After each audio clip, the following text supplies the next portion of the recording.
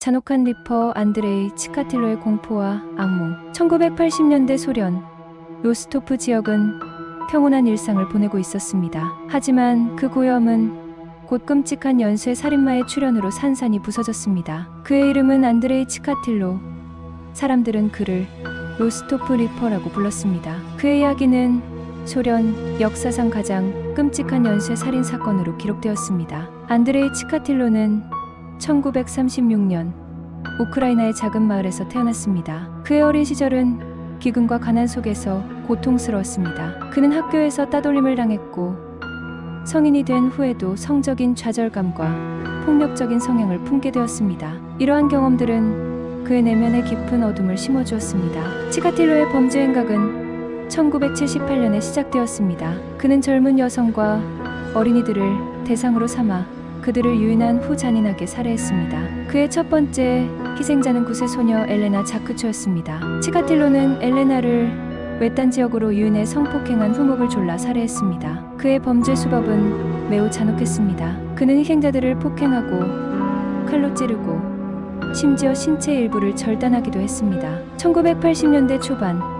로스토프 지역에서는 실종 사건과 끔찍한 살인 사건이 급증하기 시작했습니다. 희생자들은 주로 어린이와 젊은 여성들이었고 그들의 시신은 숲속이나 외딴 지역에서 발견되었습니다. 경찰은 치카틸로의 범죄를 추적하기 위해 총력을 기울였지만 그는 교묘하게 자신의 흔적을 감추며 계속해서 범행을 저질렀습니다. 치카틸로는 자신의 범죄를 자백하기까지 수년 동안 경찰의 추적을 피했습니다. 그는 교육자로서 학교에서 근무하며 지역 사회에서 존경받는 인물로 알려져 있었습니다. 하지만 그의 이중 생활은 점차 드러나기 시작했습니다. 그는 자신이 저지른 범죄를 자랑스럽게 생각하며 그 잔혹한 행위들을 상세히 묘사했습니다. 치카틸로의 범죄 중 가장 충격적인 사건 중 하나는 1984년 10세 소년 드미트리 포타초프를 살해한 사건이었습니다. 치카틸로는 드미트리를 기차역에서 유인하여 외딴 숲속으로 데려갔습니다. 그는 드미트리를 성폭행한 후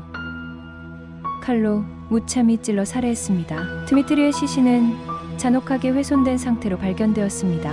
이 사건은 로스토프 지역에 큰 충격을 주었고 경찰은 그의 정체를 밝히기 위해 총력을 기울였습니다. 1985년 치카틸로는 마침내 경찰의 손에 붙잡혔습니다. 그의 체포는 한 경찰관의 끈질긴 노력 덕분이었습니다. 경찰은 치카틸로의 이동 경로와 범행 패턴을 분석하여 그의 뒤를 쫓았고 마침내 그를 체포할 수 있었습니다.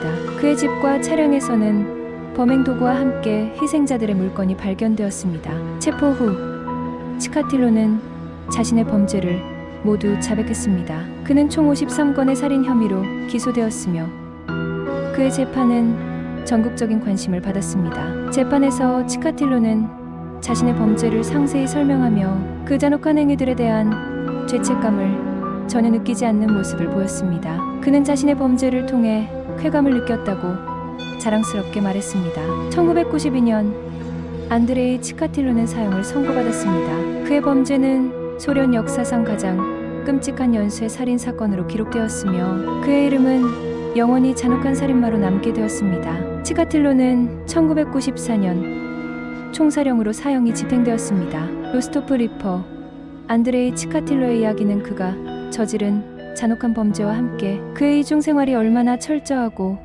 교묘했는지를 보여줍니다. 그는 평범한 가장이자 교육자로서의 삶을 살아가면서도 밤에는 잔인한 살인마로 변신해 희생자들을 공포로 몰아넣었습니다. 그의 범죄는 단순한 살인이 아니라 희생자들의 삶과 가족을 파괴한 잔혹한 고문이었습니다. 안드레이 치카틸로의 범죄 행각은 우리에게 인간의 이중성과 그로 인한 공포를 경고하는 강력한 메시지로 남아 있습니다. 그의 이야기는 우리가 인간의 어두운 본성과 그로 인한 파괴적인 결과를 직시하게 만듭니다. 치카틸로의 이름은 영원히 잔혹한 연쇄 살인마로 기억될 것이며 그의 이야기는 우리에게 경각심을 일깨워주는 중요한 사례로 남을 것입니다.